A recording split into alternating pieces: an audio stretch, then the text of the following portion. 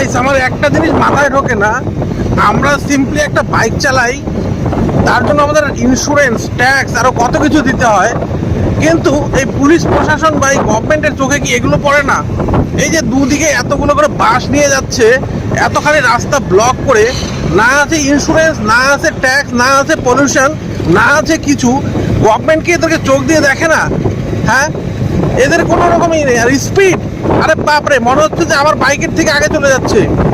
কোনো রকমের কোনো পেপারস নেই, কিছু নেই। আর আমরা সিম্পলি যদি একটা পলিউশন ফেল করি, ফাইন লাগিয়ে দেয় আমাদেরকে। আর ইন্স্যুরেন্স না থাকলেও ফাইন লাগিয়ে দেয়। এদের তো কোনো না আছে সেফটি, না আছে কোনো ইন্স্যুরেন্স। পাবলিক কি চোখ দিয়ে দেখে না?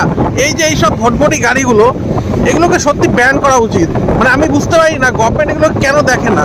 এগুলোর কোনো রকমের মানে কোনো পারমিশন নেওয়া আছে কি এদের?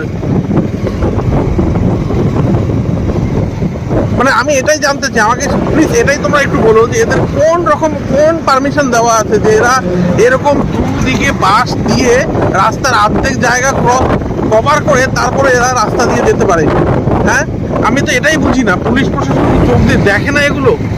আর আমাদের বেলায় তো, আমাদের বেলায় কেন, সবার বেলাতেই দেখুন দেখুন এতগুলো গাড়ি আসতেছে, কোনো সেফটি আছে না?